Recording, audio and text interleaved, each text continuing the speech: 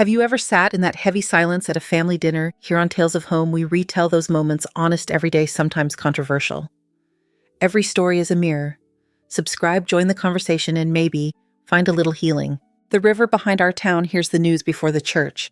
It runs past the mill, then along the back of my garage where my son kept a red toolbox. On the third march since the patrol car turned into my drive, I unlocked the side door. Cold air pushed at the hinges. A 1970 Chevy Camaro slept under a gray canvas. Caleb's project, the one he loved. I sorted bolts into coffee tins he'd labeled with a Sharpie. Above me, a green light blinked, and the attic baby monitor, forgotten for years, crackled awake. I had left it plugged in after Maddie's toddler days. Now it gathered a breath. Static thinned. Voices slipped through, one low and certain, one breathy and careful. I froze with Caleb's keychain in my hand. "She's getting suspicious," the breathy one said. "Evelyn?" The low voice answered, amused. "She's grieving. People miss things when they grieve." We waited out. 3 years was the plan. After that, it reads as natural. Gerald, my husband, 40 years.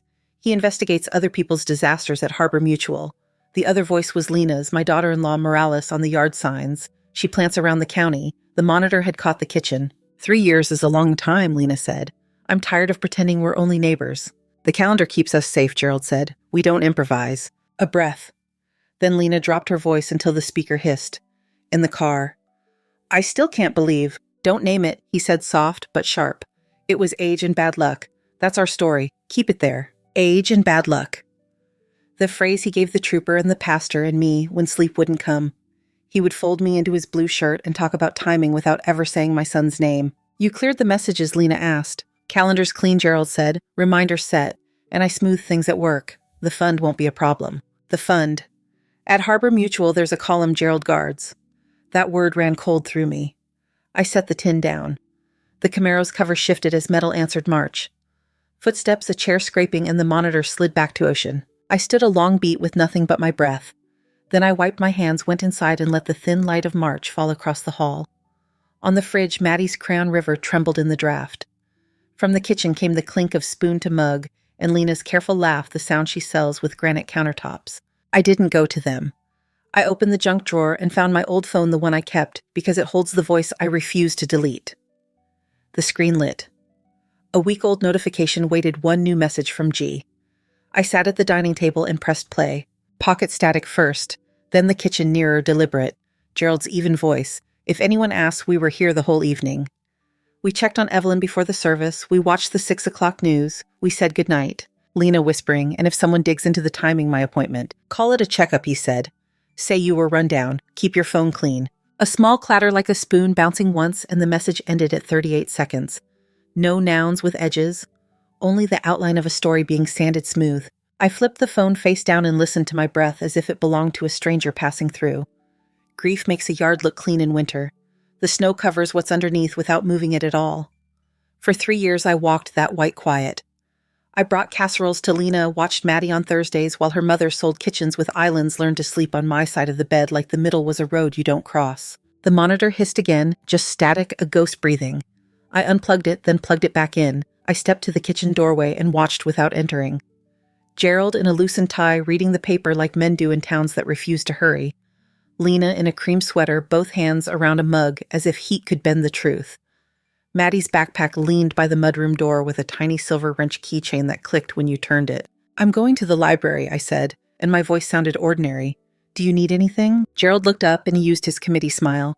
"We're fine, Ev." "Thank you," Lena said, gentle as a new bandage. I nodded, stepped back down the hall, and opened the front closet. Under wool scarves sat a shoebox with label maker tape that read Cal, Polaroids, a tassel, a Friday night ticket stub. At the bottom, a thumb drive Caleb used when his laptop wheezed. I slipped it into my pocket. On the way out, I took the baby monitor receiver, winding its cord around my palm until the tail behaved. Outside March sharpened the light. The river moved like it knew where it was going. I locked the door and let the town breathe around me, the mill letting off steam, a train starting its long sentence, a dog yelling at the mail truck. I slid the phone, the receiver, and the thumb drive into my bag with my wallet and the paperback I pretend to read at the diner. I walked to the car. The Camaro slept under its canvas, a shape that meant work and Saturdays and hope. The road out of our street is 2 patient bends and a stop sign. My blinker ticked like a metronome. The town let me pass. The library smelled like dusted lemon oil and winter coats. I signed in at a corner terminal, the one beneath a bulletin board layered with bake sales, a lost terrier, and a call for church softball signups. I set the baby monitor receiver beside the keyboard as if it were just another purse item. The screen woke to a blue login I hadn't used since Caleb helped me set it up. I typed slow. The account opened like a drawer that stuck the first inch and then gave. The Nest Garage feed lived inside a neat grid of days. Little gray dashes marked motion, green meant audio. The calendar showed a week that didn't line up with grief. 2 nights had been scrubbed clean, no thumbnail previews, only a bland notice about maintenance. I clicked the settings and found the log. Clip deleted it, said twice stamped near midnight. The system had kept its own diary deletion time device name IP address. I printed the page to the reference desk, then saved a copy to the thumb drive I'd taken from Caleb's shoebox. The printer chuffed like a patient animal. I took the warm paper and did not look around to see if anyone cared. I opened the file manager for the garage camera. Farther back, 2 months after the accident, a flagged recording. I clicked. The picture was a grainy lean of ceiling joists, the Camaro curved under canvas, and a slice of a man's shoulder moving through the frame. Voices drifted in soft, not enough to quote, only enough shape to know who owned them. I scrubbed forward to another night, a figure at the workbench with arms I recognized by how they held their elbows. The audio caught a single sentence, the kind that sounds harmless when it's alone. We stay on the schedule. I saved the clip. The file name stamped itself with a date I already knew by heart. I signed out, slid the monitor into my bag, and crossed to the diner. Ruby poured me coffee without asking. She's been pouring for 30 years. She reads faces like maps. "How's your morning, Miss Eve?" "Library," I said. "Needed a copy of something." "Always thought copies were cheaper than regrets," she said, and clicked her gum like a metronome. Behind her, the TV above the pie case ran local news, a school board debate with low captions. My coffee steamed. The doorbell rang and a man in a neon vest came in for to-go. We all made room for each other without naming it. Back outside, March had warmed a notch. I drove to Doyle's garage on the edge of town, the union shop where Caleb learned to respect a slow solution. Rex Doyle was on a stool with a ledger open and a pencil behind his ear. He squinted when I came in, then broke into the kind of smile men reserve for mothers they fear and admire. "Miss Hart," he said, "how's that Camaro sleeping?" "As well as a house pet," I said. "Rex, do you have a minute?" "For you two." He closed the ledger. "What's on fire?" Nothing, I said, and we both accepted it for the lie it was. "I found something in Caleb's notes. He'd written your name, circled it. Did he come talk to you before, back then?" Rex rolled the pencil between his fingers. "He did. Couple weeks before. He said the car felt off. Couldn't put a word to it, just said he didn't like how it behaved when he needed it. Asked if I'd take it for a look. We were fixing a plow truck then. I told him Friday morning I'd clear a bay. He didn't make Friday. Did he say anything else? He said somebody'd been asking a lot of questions about his setup. You know how boys brag. He'd shown it off too much. Then he looked ashamed for showing off." Rex leaned in. "He loved that car like a kind of church. He wouldn't push it stupid on a bad road. You know that." I nodded. Rex set a hand on the counter, a soft landing. "You ever need to roll that car in here, I'll put it up," he said. "No charge." "I'll remember," I said, and left before my throat could turn it into more. At home, the house wore its Sunday face. The kitchen was clean enough to eat off the counters. I set the baby monitor on the hall table and took my newer phone from the charger. I opened the companion app for the smart speaker in the living room. The history sat there like a ledger of the house's small needs. Play Patsy Cline. What's the weather tomorrow? Set a timer for the roast. Buried among them, how long does home security keep recordings and how to delete old footage and reset a camera to factory settings. The dates were tidy: 2 days after the funeral, 1 week before Thanksgiving, a Tuesday in January when the daylight flinched by 5 o'clock. I didn't click the audio previews. The titles were enough. I photographed the list with my own phone in case the app ever changed its mind. I printed to the dining room printer, then wrote the times onto a yellow legal pad Caleb once used to draft out mortgage math. I labeled a manila envelope March and slid the printouts inside. On the back flap, I wrote 2 words. "Keep quiet. My sister called from Kentucky. She can hear a breeze change through the phone." "Your voice sounds like winter," she said. "Just busy," I said. "You want me to drive up?" "I want you to plant tomatoes when it gets warm," I said. "Send me pictures, the stripy ones you like." She told me about seed catalogs and her neighbor's new barn cat. I let her voice smooth my edges, then hung up and stood in the doorway to the living room. Gerald had switched the channel to baseball highlights. Lena was scrolling a phone with her thumb held high like she was smoothing linen. Maddie sprawled on the rug with a puzzle, a corner piece in her mouth like a coin. The room was a portrait of ordinary, the kind of scene you put next to an obituary because it lets people breathe. At dinner, I asked Lena about houses and spring buyers, and whether the school drive line had eased now that the thaw began. I let tired be a word she could say without having to prove it. Gerald talked about a mediation he'd handled the curve of his sentences, practiced the kind of talk that makes numbers seem comforting. I poured iced tea and watched the way he reached for the pitcher without asking. You learn a person's weather after 40 years. When the dishes were stacked and the dishwasher hummed, I took the old phone to the back steps. The porch bulb carved a small circle out of the evening. I opened the voicemail screen again to the message from G, the accidental one I'd heard at the table. Then I noticed a second missed call from the same night, a voicemail from a number saved as L. 31 seconds. I pressed play and held the phone to my ear like it could tell the truth if I listened close enough. First the sound of a car door and a breath held too long. Then Lena's voice cramped small like she was speaking into her sleeve. Gerald the nurse asked about dates. If they look at weeks again, it won't. She cut herself off. A long pause. Call me, please. The street stayed quiet long enough for a train to lay its horn down the valley. I replayed the message and wrote the time on the pad, 7:12 p.m., the week before the service. I didn't let my head jump fences. I copied the voicemail to the thumb drive, and also to my cloud account 2 places that didn't share closets with anyone else. In the morning, I phoned my nephew in Pittsburgh. Danny has a desk that faces a brick wall and a voice that makes jurors trust him even when they shouldn't. Aunt Ev, he said, you okay? I have a question, I said. 2, maybe 3. If I have recordings from devices in my own home, things that trigger when they hear voices, are they mine to hand over if I decide to? Or do I need a permission slip from the world? In Pennsylvania, he said, we're strict 2-party consent for some recordings, but passive system logs security feeds you own metadata, stuff captured in common spaces without a reasonable expectation of privacy. That's a different basket. If you're talking about device logs and cloud histories, you're mostly safe to preserve. Don't alter anything. Pull copies. Keep originals right down when you found what? Photograph timestamps. And Ev. Yes. Don't tip your hand. If you're going to do this, you want a clean line from now back to then. We hung up.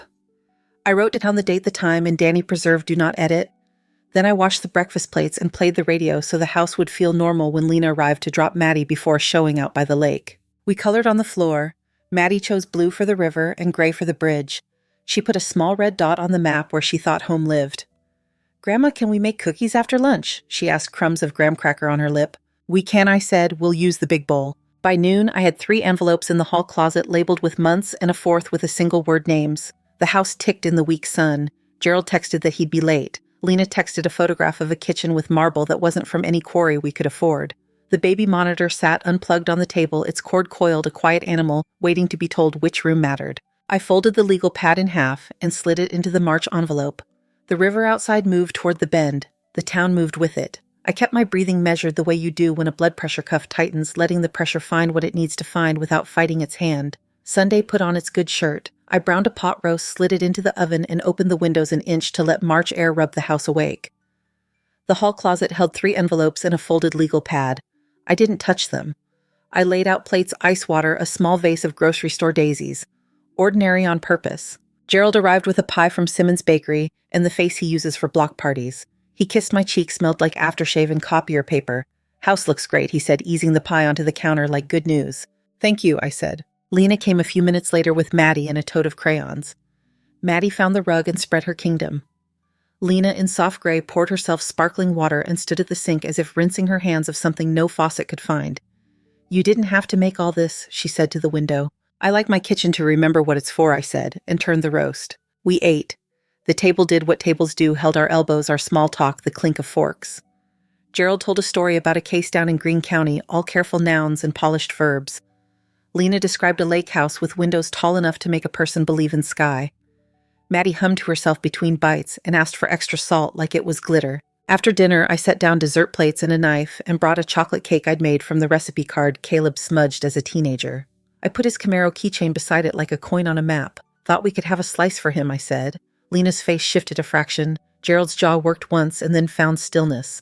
I'll cut, Gerald said, taking the knife because he is a man who divides neatly. Before we do, I said I want to play something. Short. He set the knife down. Ev. Short, I said again, and the word found the room's center. I took my old phone from my cardigan pocket and opened the voicemail list. I set it on the table face down at first, then flipped it and pressed play on the 38-second message from G. Pocket static filled the first 2 breaths. Then Gerald's voice flattened by the tiny speaker, but unmistakable. If anyone asks, we were here the whole evening. We checked on Evelyn before the service. We watched the 6 o'clock news. We said goodnight. The clink of porcelain. Lena's whisper, a thread you could miss if you wanted to.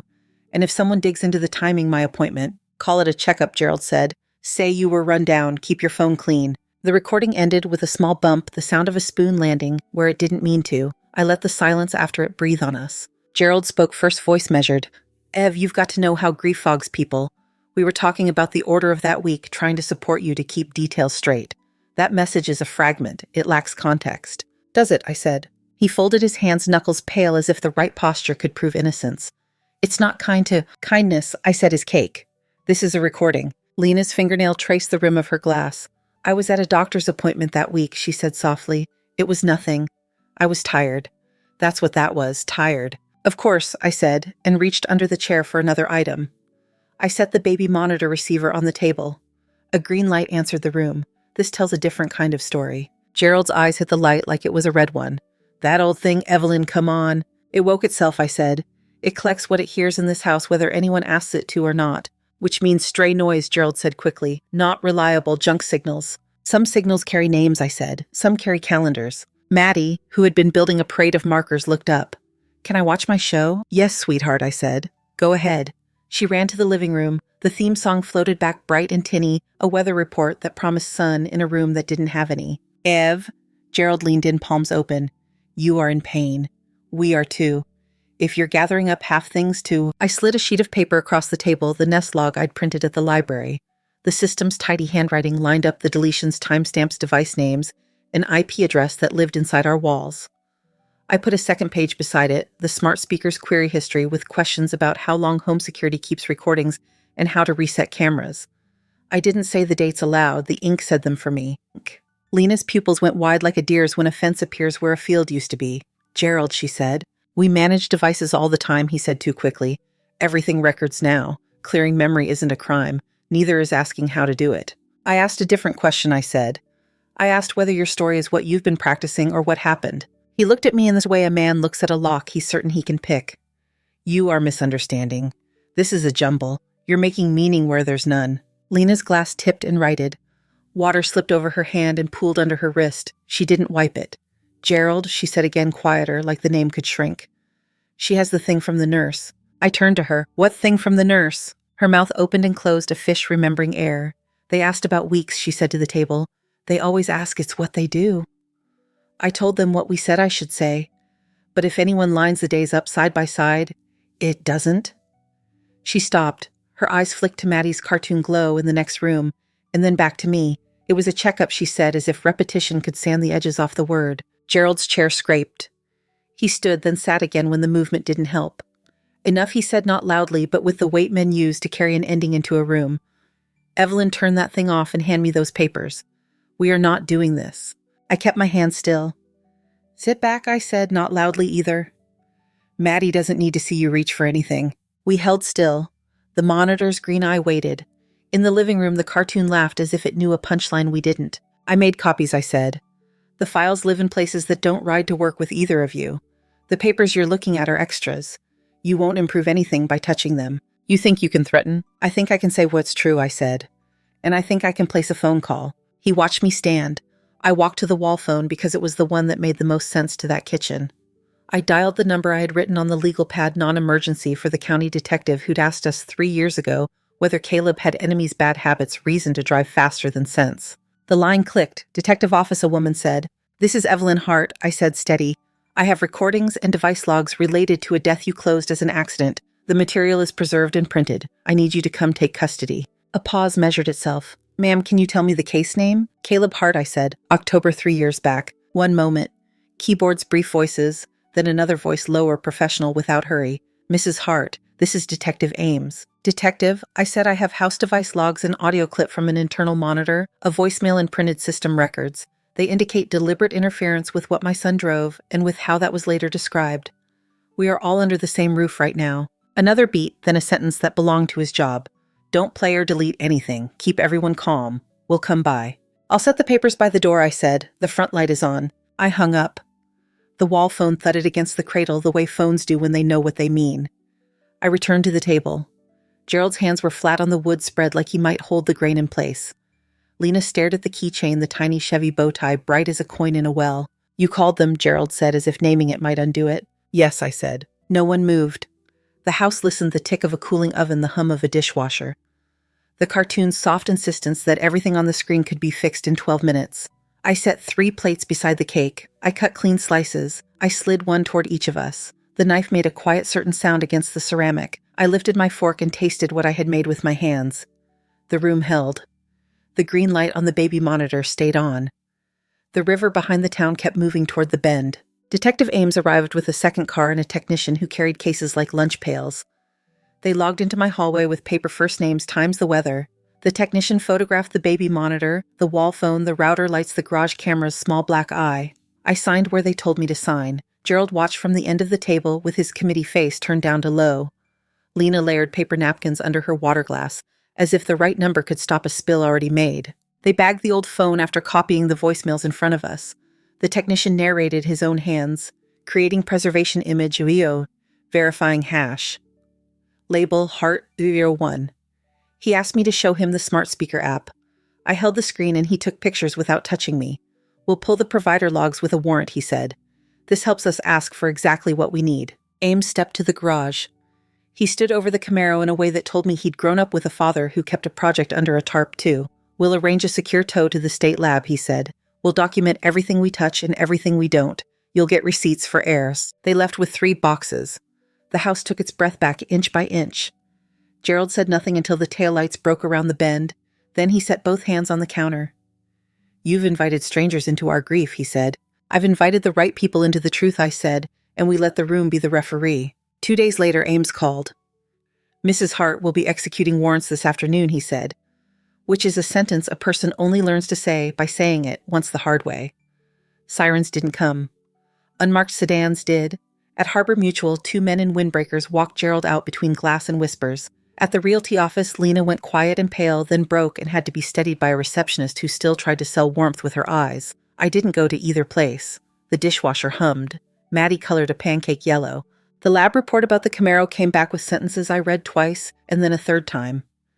"Interference consistent with deliberate damage," it said, "and patterns not aligned with wear." Ames sat on my couch and let the paper sit on his knee. "We had to go slow," he said. "Now we won't." At arraignment, Gerald wore a suit that made him look more like a brother than a husband. He pled not guilty with a voice that had convinced 1,000 adjusters to move a comma. Lena, in a sweater I had washed 100 times with my hands, stared at the defense table as if words might step up from it like a stare. Bail was set high. The town found a new way to say my name when passing me at the post office. The preacher shook my hand longer as if time could separate us from what we'd touched. Pre-trial was a row of boxes and the sound of sliding paper.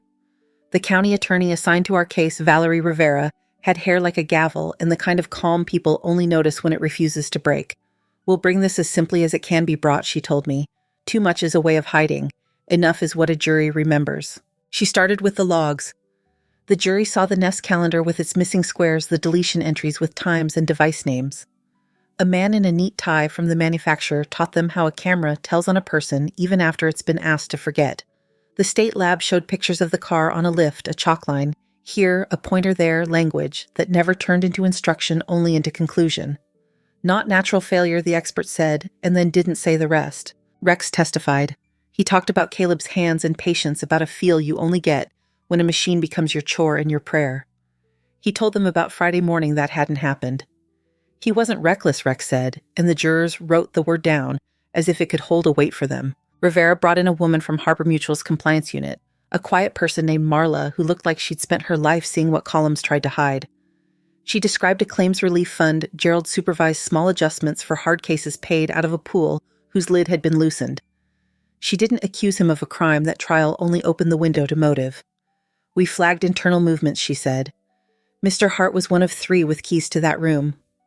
On the screen, spreadsheets that never said guilt allowed the jury to understand need. "I took the stand midweek," Mrs. Hart Rivera began. "Tell us about the night you called the detective." "I did, but not like a storyteller. I kept to nouns and dates. The baby monitor woke itself. The voicemail said what it said. The logs aligned with the days we were made to memorize by grief." Rivera played the 38 seconds from G. "When my husband's words filled the courtroom, they sounded smaller than they had at my table, But they carried the same shape. You recorded your own home, the defense attorney asked, on cross a Cleveland man whose pocket square made a show of the morning. Do you often spy on your family, Mrs. Hart? I often forget to unplug old things, I said. He smiled like a man about to sell you a window that doesn't fit your house. Context matters. You've presented fragments. Did you ever record a conversation where my client said, let's harm this man? Did you ever hear the words you are asking this jury to imagine? No, I said. I heard what I heard. I let the sentence be a brick on the table.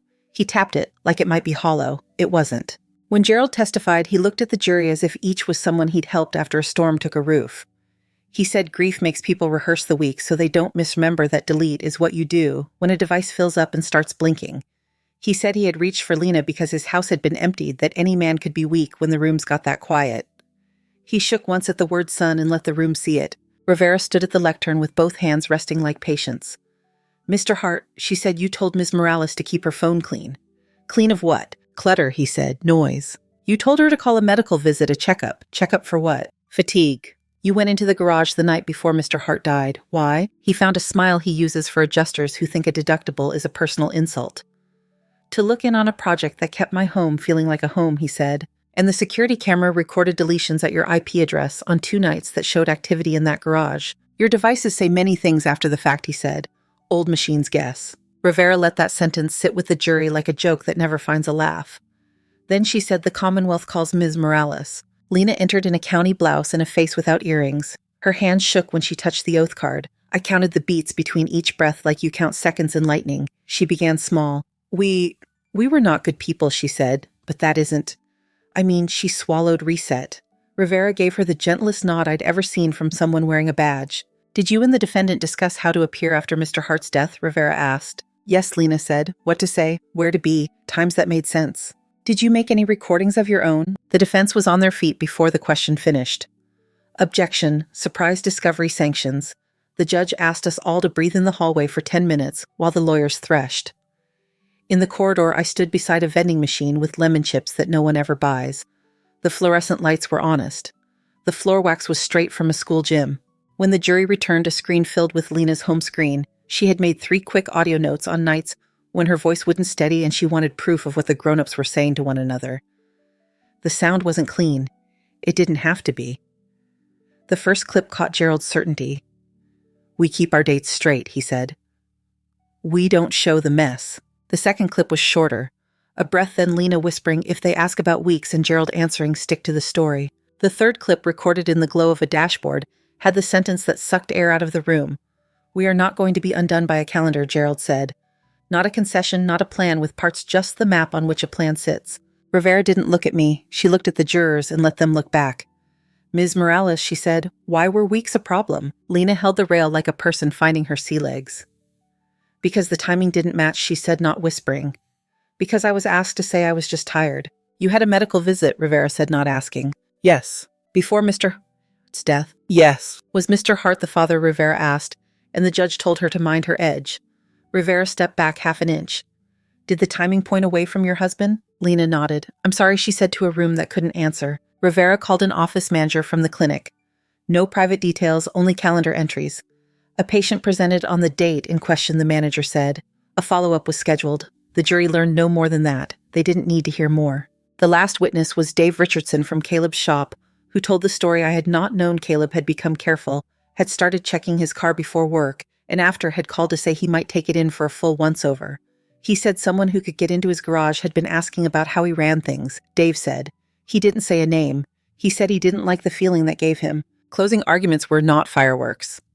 Rivera laid her palm on the rail and reminded the jury of the line that ran through everything devices asked to forget a calendar. Rehearsed a machine that failed in a way honest machines don't. She pointed to motive without turning it into a sermon. Money's pressure, the kind of secret that can't stand daybreak. A house where rooms overlap until people forget which door was theirs. The defense asked for context for charity for doubt you could set your hat on. The jury went out with their notes and their faces. I sat in the first row with a program from a game Caleb had played when he was 15 folded small in my palm.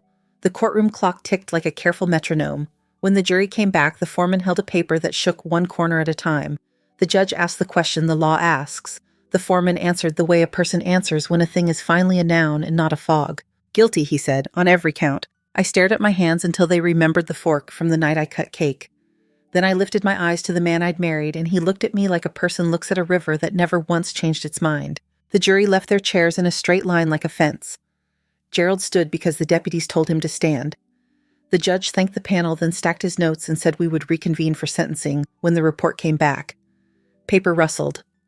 Shoes made the soft grammar of leaving. I kept the program from Caleb's game folded in my hand until the paper went warm. Sentencing day wore a clean shirt and a sky that couldn't decide. The courtroom filled with people who knew our last name from mailbox lids and Friday lights. Gerald looked smaller in county khaki than he ever had in a suit, as if cloth had been doing more work than I'd noticed. His lawyer adjusted a pen that didn't need adjusting. The clock's minute hand made a careful trip. Rivera asked if the court would hear from the family. The judge nodded like a man who's seen this page before. I walked to the podium with my palms open, spoke my name, and said I wanted the record to hold a few facts. My son liked engines because they turned patience into a sound you could stand inside. He bought the Camaro with overtime and a loan from a friend who never charged him interest. He kept his promises like he kept wrenches clean and where he could find them again. I said that a kitchen is a room that remembers voices long after people leave it, and mine had remembered enough. I didn't look at Gerald until I was finished. When I did, he was staring at the rail the way men stare at rivers that don't change course for anyone. I returned to my seat. The judge read the paper on his desk and spoke numbers that pinned themselves to air years terms, the words that mean a door won't open. Life without parole. He didn't ask whether I felt served. He didn't have to. Lena's hearing came a week later. She wore the county blouse and the careful braid they teach you in a mirror you don't own. She stood with her attorney and spoke in a voice that left out decorations. Guilty to the counts they'd agreed on. She said her daughter's name once and then didn't say it again. The judge gave her a number with edges. She nodded like a person accepting a heavy box and carried it without asking for help. When they led her through the side door, she looked out at the benches as if rooms could keep their promises. I didn't raise my hand. She didn't either. Evidence came home in stages. A deputy brought a cardboard box with a chain of custody longer than any Christmas string. Inside printouts with dates. The old phone bagged with a sticker, the baby monitor wrapped in foam, quiet and obedient. A week later, the Camaro returned on a flatbed, the driver hopping down like he'd hauled a friend. They rolled it into the garage and lowered the door as if tucking in a child. I stood with my hand on canvas and felt nothing and then too much. The town found its way back to its chores. Ruby set a coffee can by the register with a label that said, Caleb Hart Kids Fund in her blue marker handwriting. A dollar bill bloomed under the slot by noon, then a few coins, then the kind of money that makes a person straighten the can so it doesn't look greedy. The high school let us use the gym on a Saturday. Men from the union flipped pancakes on griddles borrowed from the fire hall. The band director tuned a trumpet. Someone raffled off a quilt with squares the color of river water in January. I worked the door with a roll of orange tickets and a pencil. People said my name softly and then said, "To please louder because asking for breakfast is ordinary and that helps." Maddie came on Thursdays with a backpack and a list from school that always included glue sticks. We colored maps on the floor her county with stars where her friends lived, lines where the bus turned a big blue bend, where she decided the river should be even if it isn't. Sometimes she asked questions in the shape of facts. Grandma, grown-ups can get in trouble. I said yes. The car is sleeping. Yes, again. Daddy liked the song about trucks. We played it on the radio and she drummed the arm of the couch with 2 pencils until the pencils gave up. Letters arrived from the prison, small script pressed hard enough to dent the paper. I stacked them in the hall drawer beneath rubber bands and takeout menus. I didn't open them. I kept them like you keep manuals for machines you no longer own, proof that something once came with instructions. On a warm morning that felt borrowed, I took the dust cover off the Camaro and folded it until the corners met. Sun found the paint and woke it. The passenger seat still had a wrapper tucked in the crack from the night Caleb and I drove to the lake to watch fireworks that made the water stutter. I slid into the driver's side and put my hands at 10 and 2 the way he used to when he was teaching me about the new steering. I didn't turn the key. I sat there with the smell of old vinyl in summer and thought about bolts and coffee tins labeled with his handwriting, about the way he'd count out sockets like a prayer. Across town, the mill let off steam with his throat cleared. Church bells tested a noon they hadn't earned yet. I locked the garage, carried the folded canvas inside, and leaned it in the corner of the laundry room like a promise I wasn't ready to make. That afternoon, I drove the sedan across the steel bridge. The radio found a station that still played fiddle without apology. The river ran under us wide and indifferent, carrying what it carries. Halfway across the light, caught the water just so, and the surface looked like hammered tin. I rolled the window down and let the sound in until it filled the car the way a crowd does when it's happy to see itself. At the diner, Ruby tapped the top of the coffee can with a spoon. "You want me to count it now or let it fatten?" she asked. "Let it be," I said. "Best thing I do all day," she said, and slid a plate with a biscuit to my side of the counter. Evenings I leave the porch light on without meaning to. The baby monitor lives now in the drawer with the letters. The envelopes from the county are in the closet labeled with months I won't forget even if the ink fades. The legal pad sits on the shelf above the broom, the pencil tucked in the spiral. Sometimes I pull it down and read the dates. Sometimes I don't. When the house settles and the refrigerator hum evens out and the town's one late train says its piece, I sit at the kitchen table with a cup and let the quiet be what it is. The vase on the counter holds daisies from the grocery again. The stems cloud the water. In the living room, the cartoon theme song has been replaced by a book about animals that sleep all winter. A small red dot on our paper map marks where Maddie thinks home lives. I don't move it. On Sunday morning, the river will hear the news first, the way it always has. I'll drive across the bridge with the window cracked an inch. The steel will hum back whatever the radio offers. I'll pass the diner and the post office and the shop that still sells bait and a little bit of everything, and I'll turn into our street. The garage door will lift slow. The car under canvas will keep its shape. I'll carry a vase inside without spilling. The door will click shut behind me, certain. Thank you so much for listening to today's story. If this story resonated with you or made you reflect, I'd love to hear your thoughts, so feel free to share them in the comments below. And don't forget to like, subscribe, and hit the notification bell so you won't miss the next story. I'll see you next time as we continue exploring more journeys and lessons together.